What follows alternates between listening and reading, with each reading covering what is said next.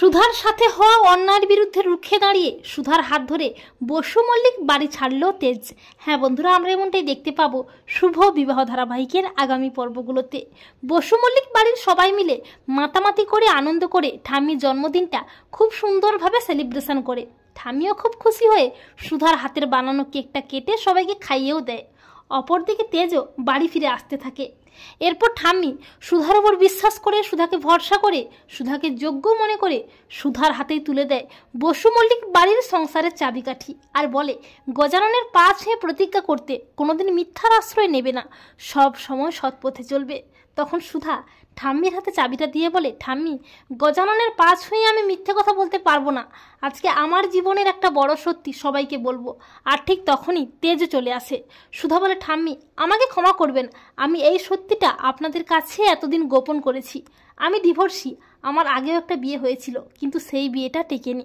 তা শুনে বাড়ির সবাই তো চমকে ওঠে, আর কাননবালা দেবী তো নিজের কানকেও বিশ্বাস করতে পারে না। বাড়ির সবাই তো সুধাকে নানাভাবে অপমান করতে থাকে। এমনকি কাননবালা দেবী সুধার ওপর প্রচণ্ড ক্ষেপে গিয়ে বলে, আমি বেঁচে থাকতে কোনো ঠকবাজ মিথ্যেবাদী বিশ্বাসঘাতকের জায়গা এই বসু মল্লিক বাড়িতে হতে পারে না। তুমি এক্ষুনি এই মুহূর্তে এই বাড়ি থেকে বেরিয়ে যাও। তখন তেজ সুধার পাশে দাঁড়িয়ে অন্যায়ের বিরুদ্ধে রুখে দাঁড়িয়ে বলে, তাহলে ঠাম্মি, আমাকেও তো এ বাড়ি থেকে বেরিয়ে যেতে হবে, কারণ সুধা আমার কথাতেই তো এই সত্যিটা গোপন করে গেছে। আমাকে তো বিয়ের আগেই সব সত্যি জানিয়েছে সুধা। তা শুনে বাড়ির সবাই তো অবাক হয়ে যায়। ঠাম্মি বলে, তেজ দাদু ভাই, তুমি এসব কী বলছো? তুমি সব জানতে আগে থেকে? তেজ বলে, হ্যাঁ ঠাম্মি, আমি জানতাম। সুধা সত্যিটা জানাতে চেয়েছিল তোমাদের সবাইকে, কিন্তু আমি ওনাকে বারণ করেছিলাম। তাহলে তো ঠাম্মি, আমিও তো সুধার মতো সমান অপরাধী, আমিও তো মিথ্যেবাদী, ঠকবাজ, বিশ্বাসঘাতক, তাহলে আমাকেও তো এ বাড়ি ছেড়ে চলে যেতে হবে। ঠাম্মি বলে, দাদু ভাই, তুমি এসব কী বলছো?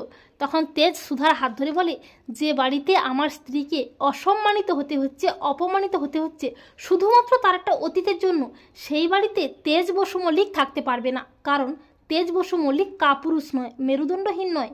তো বন্ধুরা, তোমরা এটাই চাও তো যে তেজ যেন এভাবেই প্রতি পদে সুধার পাশে থেকে সুধার সাথে হওয়া অপমান, অসম্মান, অন্যায়ের বিরুদ্ধে রুখে দাঁড়ায়? কমেন্ট করে এক্ষুনি জানিয়ে দাও তোমাদের মতামতটি।